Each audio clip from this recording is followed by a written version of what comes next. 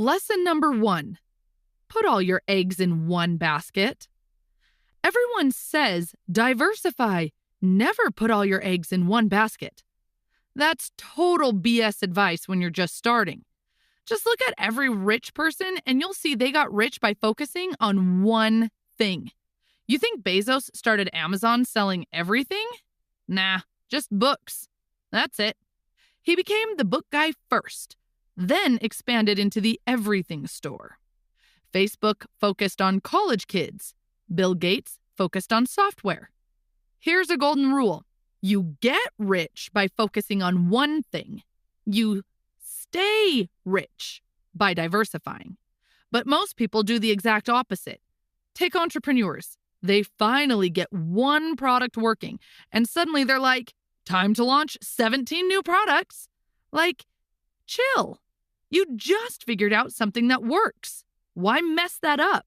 Again, success comes from obsessing over one thing. One business, one product, one customer group, one social media platform. Hit that first million? Then we can talk about diversifying. Andrew Carnegie knew this 100 years ago when he said, put all your eggs in one basket and then watch that basket. Lesson number 2. Financial freedom is easier than you think. Here's the secret most people miss. You don't need to be rich first to be financially free. Ecker says one of the students realized that if she simply rented out her flat and moved to a cheaper place, her passive income from the rent would be enough to cover all her expenses. Plus, she could even save some money. And that's exactly what she did. She rented her flat, moved to a cheaper place, and became financially free. Only then did she start building her business and becoming rich. Think of it like climbing 2 different ladders. Financial freedom is a 10-step ladder, while being rich is a 1,000-step climb. Start with the easier climb. Focus on creating enough passive income to cover your basics. Once you're not tied to a paycheck, you'll have the time and freedom to focus on being rich. Lesson number 3. Simple path to wealth. Rich Dad once said, getting rich is actually simple. You only need to do one thing. Buy more assets. That's it. If you buy more assets, you will be rich. As Kiyosaki explains, an asset is something that puts money in your pocket, and a liability is something that takes money out of your pocket. Sounds simple, right? Yet most people do the opposite. They fill their lives with liabilities, thinking they're assets. After reading the book, I started paying attention to every purchase I made. One of the assets I bought was a rental property, which gave me $40 a month in positive cash flow. At the same time, I realized something surprising. One of my YouTube videos had been making $40 a month as well. This was a wake-up moment for me. It made me realize that my YouTube videos are an asset. I created them once, but they put money into my pocket every month, just like real estate. Here's the tricky part. The rental property cost me $12,000 for the down payment. The video? It cost just a few $100s and was fun to make. From then on, I took YouTube seriously, producing more videos and even launching channels in different languages. Every video became an asset, bringing me closer to financial freedom. Lesson number 4. Don't live below your means, expand your means. If you go to a financial planner, he will look at your expenses and advise you to cut them, so you will stop drinking lattes. Kiyosaki says, why don't we look at the other side of the equation and find ways to expand our means so that the price of a latte becomes nothing? Cutting expenses is a passion killer. Don't kill your passion. Rather, find ways to feed your passion. Always ask, how can I afford it? Lesson number 5. The magic of thinking big. Most people can't think big. They can't even picture $5 million in their bank account. Let's be clear. Thinking big won't magically make things happen, but it's the first step. And if you can't even start there, you'll stay stuck where you are. For example, I studied at the Faculty of Economics and Management. Almost 99% of my classmates had one goal: graduate and get a well-paying job at a bank or in an international company. That's all they could imagine. But if you thought bigger, they didn't want to work in a nice company, they wanted to build a nice company. Fast forward 12 years, and guess what? Everyone got exactly what they aimed for. Thinking big shapes your future. If you can't even imagine a bigger life, you'll never build one. Lesson number 6. How much is your 1 hour worth? Have you ever been grocery shopping and spent several hours in several stores just to find the cheapest groceries to save 50 or 60 cents? Or have you ever waited in line for an hour just to get a free muffin? If you have done this, then you have a poor person mentality. I'm sorry to say that, but let me explain. Of course, it's not a bad thing to save money while you're shopping, but take a look at it this way. If you spend an hour looking for the cheapest oranges just to save 60 cents, that means you're valuing your time at 60 cents an hour. Rich people don't do that. They focus on finding ways to make their hour worth $6,000 instead. Lesson number 7. Money equals life energy. Think about it. You literally sell hours of your life to earn money. The cash in your pocket isn't just paper. It's hours of your life stored up. Seeing money as life energy completely changed how I spend it. The first time I heard about this concept, I was earning $5 an hour, which was $40 a day. Every time I wanted to buy something, I'd ask, how many hours of work is this? For example, a leather jacket that cost $80 wasn't just money, it was 2 full days of my life. When you see purchases this way, you value your money differently. Lesson number 8. Generational wealth. Making money and preserving money are 2 different things. This is extra hard these days because we keep printing more money, which makes our savings worth less and less. It's pretty wild. If you look back in history, every paper currency eventually collapsed, from the Roman denarius to the Weimar Republic's mark. And the one you use today will eventually share the same fate. If that's the case, then how do you preserve wealth across generations? James Rickards tells an interesting story in his book, Road to Ruin. He met an Italian family that kept their wealth for over 800 years. That's 31 generations. They survived all the market cycles, epidemics like the Black Death, and even 2 world wars. When Rickards asked their secret, the answer was surprisingly simple.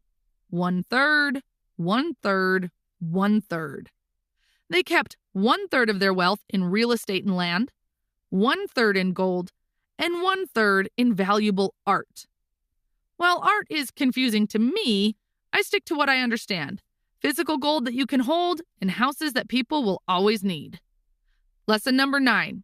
To make 1 million, understand the law of affection. The law of affection says that to make 1 million, you need to help 1 million people. Of course, it doesn't have to be exactly 1 million, but I think you get the point. The more people you help, the more money you receive. For example, Jeff Bezos is much richer than your barber, David. Not because he's a better person, but because he impacted more people. He helped millions of buyers shop easily. Not just that, he also helped sellers sell their products globally. So, the lesson is simple. The more people you help, the more money you make. Lesson number 10. You are 1 skill away from wealth. During an interview with the journalist, Robert Kiyosaki learned that she strived to become a best-selling author. He realized she was a great writer and that she should pursue that. She told him that she had tried, but no one was interested. Robert advised her to take a sales course so she could promote herself. But she was offended by that advice and said, I have a master's degree in English literature. Why would I go to school to learn to be a salesperson? I am a professional. I went to school to be trained in a profession, so I would not have to be a salesperson. I hate salespeople. All they want is money. Robert Kiyosaki gently pointed out that he was the best-selling author, not the best writing author. The world has many successful and talented people, doctors, lawyers, dentists, and still they struggle financially.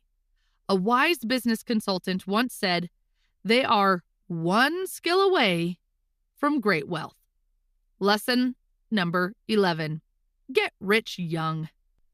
You might have already seen this picture. This is an old couple on vacation. Unfortunately, they are so tired, they can't even enjoy their boat tour. Don't get me wrong, I'm not making fun of this couple. This serves as a reminder to me to get rich young so that we don't have to wait until retirement to enjoy wealth. I'm glad that the book, The Millionaire Fast Lane, finally talks about this. The book teaches how to get rich young. The author explains the slow lane and fast lane paths to getting rich. In the slow lane, you have to work hard for 40 years to hopefully retire rich at 65. Meanwhile, the fast lane is about building a business that can run without you being there 24/7 or creating income-generating assets.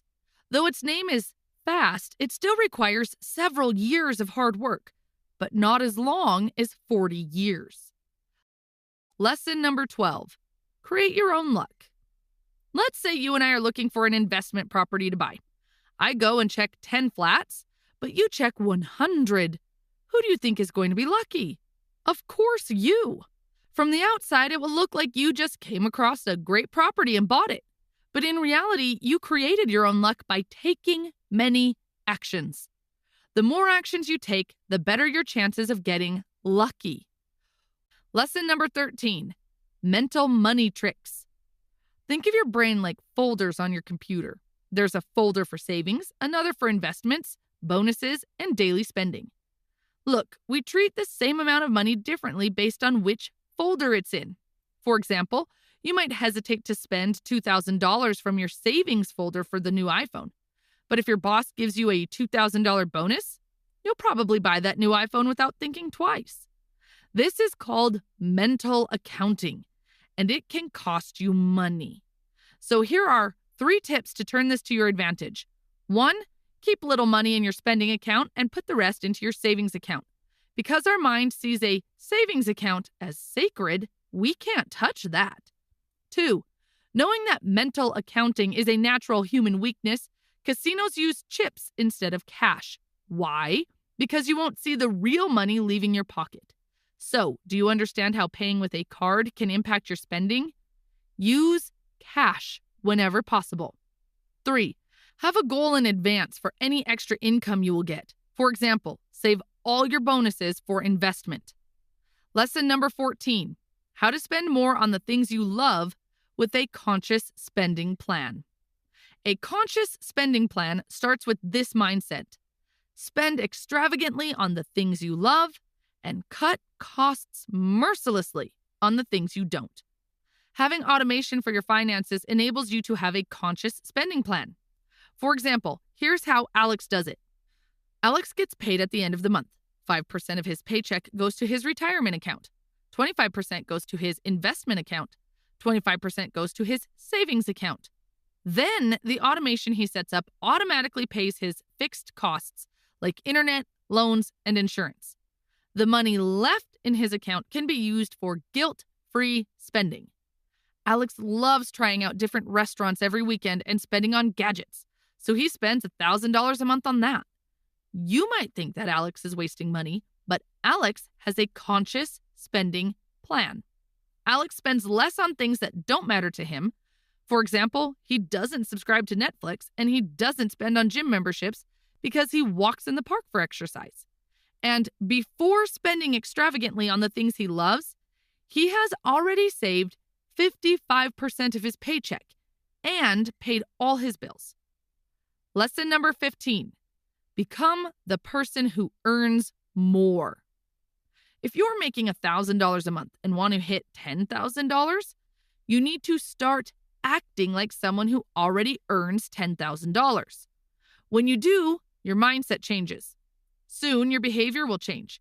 You will start to think differently, watch different videos, and become friends with different people. These will lead you to finding the ideas on how to get to $10,000 a month. Most people do the opposite. They wait for the $10,000 to show up before changing their behavior. But the truth is, you have to become that person first. Once you do, the results will follow. Lesson number 16, the 80-20 rule in investing. If you want to dive into the world of entrepreneurship and investment, you must understand that many things comply with the 80-20 rule. Seasoned investors and large companies expect that 80% of their investment decisions will fail. Warren Buffett admitted that he had owned shares in over 400 different companies in his lifetime, but the most significant gains came from only 10. So the lesson here is this: accept that not all your investment decisions will succeed, and that is completely okay. Adopt a long-term strategy. Lesson number 17, do and grow rich, not just think. Several weeks ago, I was talking to a friend and we started to talk about a book called Think and Grow Rich. He told me that he has seen many people reading this book, but has never seen anyone actually become rich. He was trying to prove that the ideas in this book don't work, which I don't agree with. I strongly believe that people don't get rich because they don't take any action. They read the book, start saying affirmations, set goals, visualize, and that's all they do.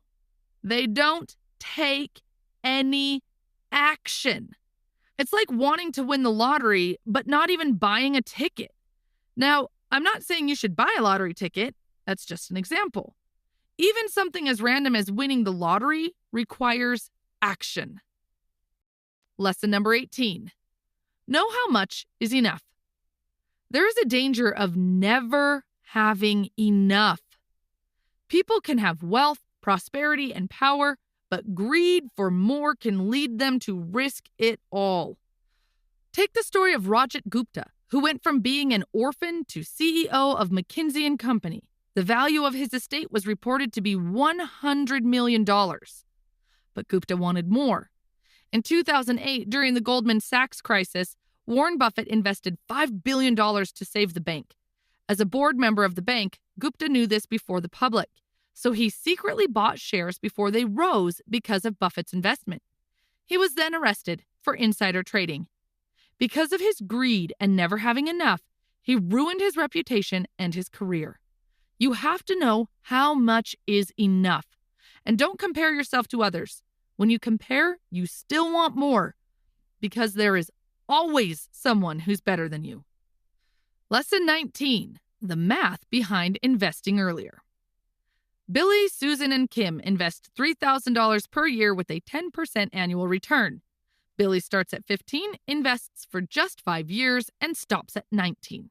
Susan starts at 19, invests for 8 years, and stops at 26. Kim starts at 27 and keeps investing for 39 years until she's 65. So, who has more money by the age of 65? Here are the numbers. Kim has $1.3 million. Within 39 years, she invested $117,000. Susan has $1.5 million. Within 8 years, she invested $24,000. And finally, Billy has $1.6 million. Within 5 years, he invested only $15,000, the lowest amount among these three. But his investment had the longest time to grow. That's the power of starting to invest early. Lesson number 20. Understand leverage to build wealth while you sleep. If your income is tied to your time, that means to earn more, you have to spend more time working. Here's what you can do. Sleep less so you can work at night too, then work overtime on the weekends. But is there a better way? Yes. First, you need to understand leverage. There are 3 types of leverage: labor, capital, and products with no marginal cost of replication. Number 1, labor means you use people to make more money. You only have 24 hours in a day. More people means more work can be done instead of only you working day and night. Number 2, capital means you use money to make more money. Think of an investment. The money you invest in another business will bring more money to you. Number 3, products with no marginal cost of replication. Think of code and media. For code, you create an app or software. You build it once, and it can be replicated for millions of people without additional costs. For media, think of this YouTube video. I created it once, but millions can watch it.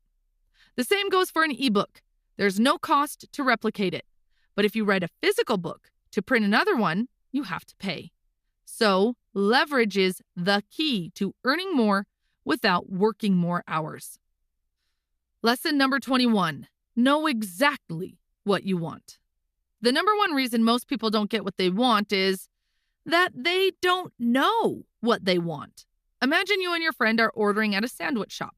Your friend orders, "Please give me one sandwich." While you say, "I want a tuna sandwich with smoked cheese, but I don't want this type of bread. Give me that dark bread with sunflower seeds, and don't put onion, put some cucumber, tomato, and toast it, please." Guess what? Your friend gets a random sandwich and isn't happy. You get exactly what you asked for. Rich people know exactly what they want, and they are committed to getting it.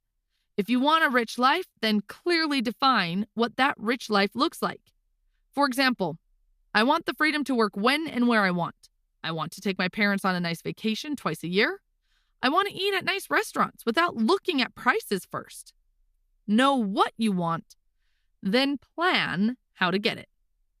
Lesson number 22. Mind your own business. Most people spend their lives making someone else richer, like their boss. But don't let that bother you.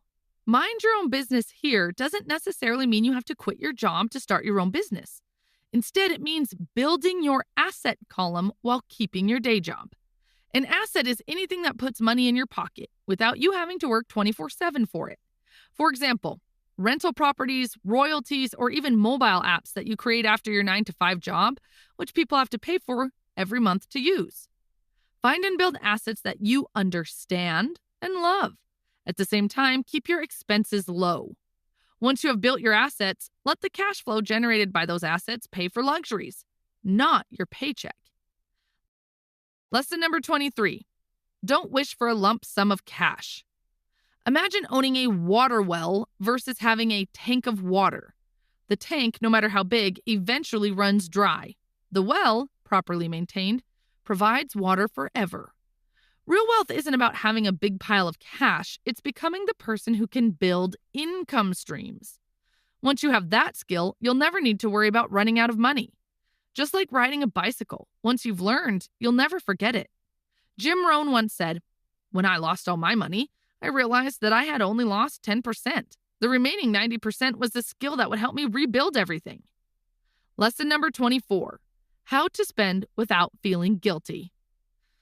There are 2 tips to spend without guilt. First, the 2 times rule. Anytime you want to spend on something, you have to take the same amount of money and invest it as well. For example, if you want to buy that smartwatch for $400, take another $400 and put it into your investment account. 2 benefits you will gain from this rule. First, it removes the guilt of making that expensive purchase because you also make an equal-sized investment. Second, it helps you to think twice before buying because you need to spare double the amount. Apart from this 2 times rule, the second tip is to spend money on the things that maximize your long-term fulfillment. Let me give you my own example. I spend $5 on coffee almost every day at the cafe. I used to feel very guilty about it, so I stopped. But soon, I realized that was a mistake.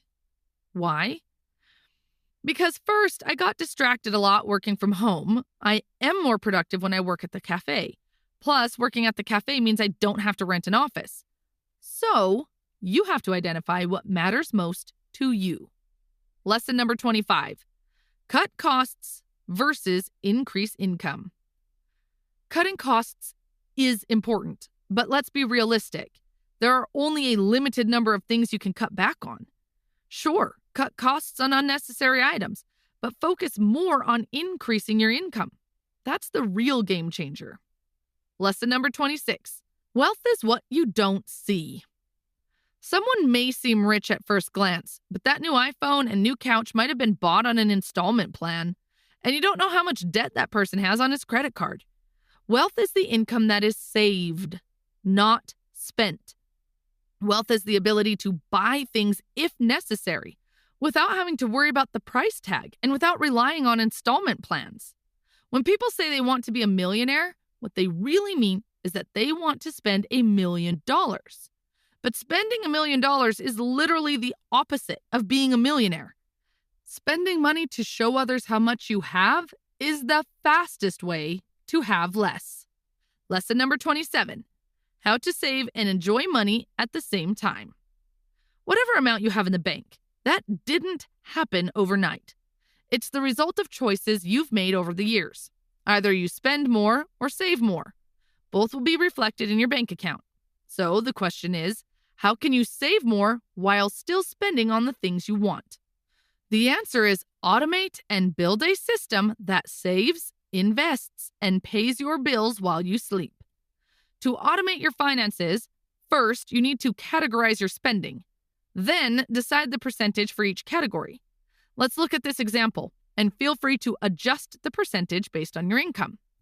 Category 1, fixed costs. Let's say you put 50% toward fixed costs like rent, bills, and groceries. Category 2, investment, 15%. Category 3, short-term savings, like savings to buy a house or a vacation, 15%. And finally, the most exciting category, which is Category 4, guilt-free spending, 20%. This is the fun stuff, like eating out at fancy restaurants, new clothes, or whatever else you want. With a system like this, you can enjoy spending on what you want while still saving for the future. Lesson number 28, pay yourself first. The first thing you need to do when you get your paycheck, save at least 10% before you pay your landlord or the bank or the internet provider. Okay, you got the idea, right? That's what pay yourself first means. You don't have to strictly follow 10%. Just save any amount you can. The important thing is to start with some amount so that you can start training your saving muscles. Imagine it like this. Every dollar you save is like a soldier in your personal army, fighting to bring back more soldiers. Those new recruits, they'll fight for you too, bringing back even more soldiers. This process will keep continuing. But if you spend recklessly, it's like sending your soldiers out without protection. They can be killed and can't bring back more soldiers. Too much imagination, isn't it? Lesson number 29. To save or to invest, which one comes first? To answer that question, here's what you need to do. First, figure out how much you can save in a year. For example, if you save $1,000 a month, that means you can save $12,000 in a year. Second, if you invest, calculate how much the return is. For example, if you have $10,000 to invest and you expect a 10% return, that means you will get $1,000. Third, compare those two numbers. If your savings are higher, focus on saving more. If the return on your investment is higher, focus on investment first. And if the numbers are about the same, focus on both. Lesson number 30. Become an entrepreneur. Growing up, I bet you heard this a lot. Study hard, get good grades, and land a job at a big company. But how often do you hear, study hard and become an entrepreneur? Many people think becoming an entrepreneur is risky, so they want a secure job in a company. When you work for a company, you have just one client, your employer. But when you're an entrepreneur, you have multiple clients. Entrepreneurs are the ones who are building the economy, creating new jobs, developing real estate, and investing. The government needs entrepreneurs, otherwise there would be no jobs, and the government could not collect taxes. Robert Kiyosaki strongly advises becoming an entrepreneur because taxes and laws are written in favor of entrepreneurs. Lesson number 31. Have a 3 to 6 month emergency fund. If you spend $4,000 every month, then the amount you need to have in your emergency fund is between $12,000 and $24,000. The decision depends on the type of job you have and how secure you feel with your income.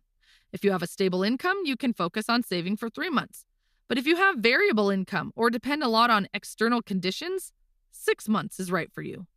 An emergency fund is only for emergencies. Buying a gift for your mother is not an emergency. Her birthday is on the same day every year. so you should save for it in your budget. Lesson number 32. Be careful with some financial experts. The best investment opportunities don't need to be advertised in a brochure. The best investment opportunities don't even leave the office. They get consumed internally. For example, when a real estate agent finds the best property, he doesn't advertise it on a website. If he can, he buys it himself or makes sure that it is purchased internally by his company or colleagues around him. The conclusion is this: be very careful with financial experts from whom you take advice. They work for a company and are paid by the company. So, whose interests do you think they will put first? Lesson number 33. How much is a 1% fee? Let's say your grandmother gives you and your brother $100,000 each as a gift. Both of you now think that you are young and don't need the money now, so you decide to invest it for the long term. Your brother does research and he finds a company that charges a 1% fee and pays 11% interest. However, you don't do research and you invest with a company that charges a 2% fee and also pays 11% interest. Let's fast forward 30 years and see how the 1% difference in the fees impacts your earnings. After 30 years, your brother's total earnings will be around $1,744,000, but your earnings will be $1,326,000. As you can see, everything is the same, but the 1% difference in the fees leads to $418,000 fewer earnings compared to your brother. In other words, you lose 23.9% of your earnings because of a 1% difference in fees. Lesson number 34. Spend money to look good. Don't judge a book by its cover is a nice quote, but in reality, people judge you based on your appearance. How you present yourself impacts how you feel about yourself and also influences what others think of you. Let me share an interesting story. At a supermarket, there were 2 sets of grapes. The first was priced at 15 cents a pound, while the second was packaged in polyethylene bags and marked $2.35. The person at the weighing station explained that the only difference in price was the bag. When you're properly packaged, you make a stronger impression and even increase your value in negotiations. Lesson number 35. Identify your latte factor.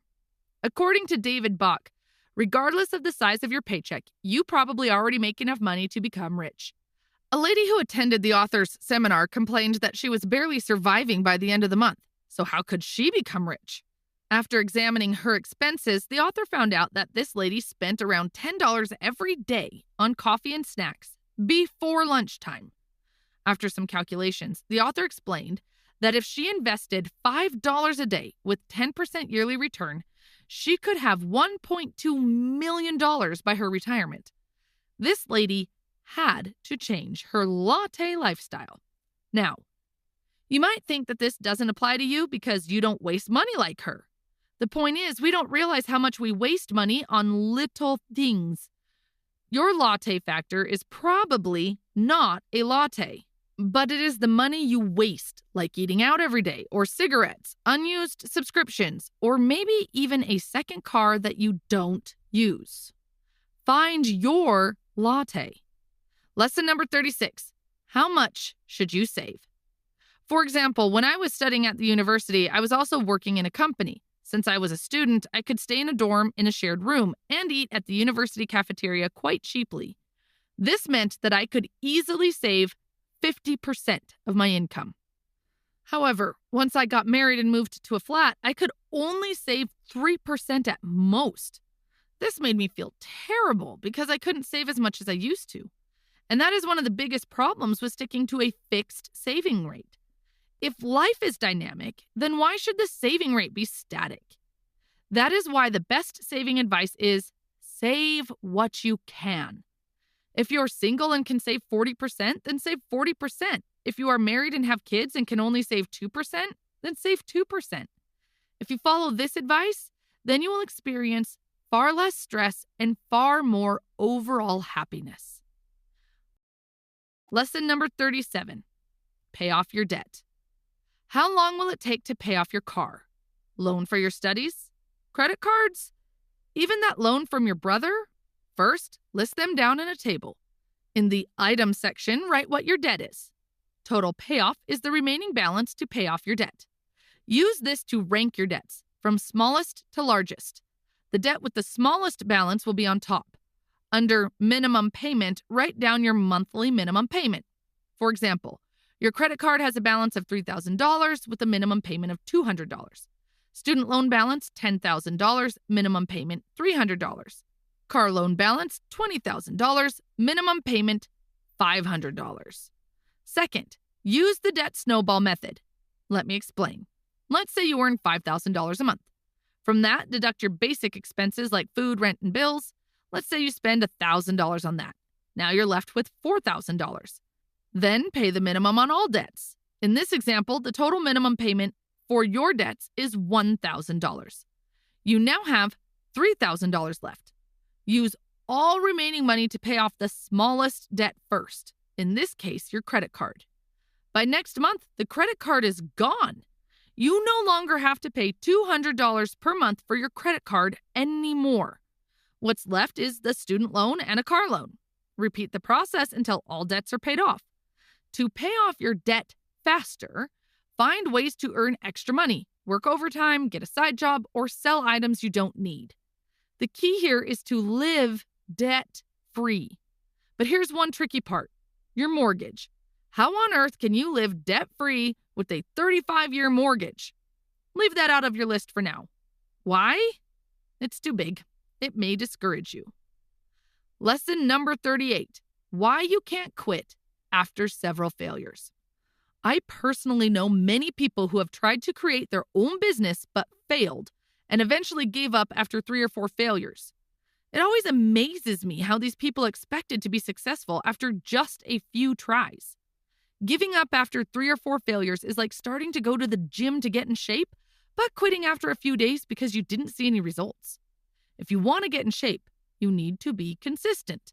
You need to change your exercise routine. If it's not effective, you need to try a different diet. You need to try a different trainer until you find what works for you. Unfortunately, people don't apply the same mentality when it comes to getting financially fit. Lesson number 39: to retire early, do work that feels like play. There are 3 ways to retire. First, save enough money so that the returns from your investments provide a steady income every year that is more than enough to cover all your expenses. Second, cut your expenses to almost zero, like living as a monk. And third, do something you love so much that it doesn't feel like work anymore. In the third case, imagine kids building with Lego blocks for hours.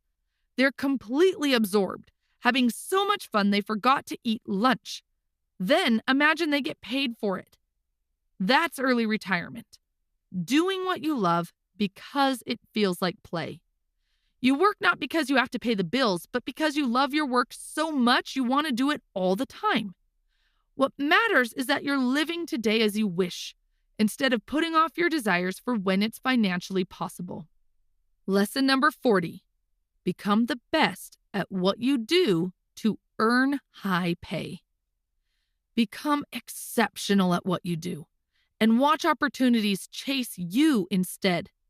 Imagine this: you're the world's top deep sea diver. You are brave enough to dive deeper than anyone else. One day, someone discovers a sunken treasure ship they can't reach. Who are they going to call? You. Look, the person who found the treasure got lucky, but that kind of blind luck is rare. You, on the other hand, become lucky because you create your own luck by becoming the best at what you do. Most people wait for luck. The smart ones create it by becoming exceptional.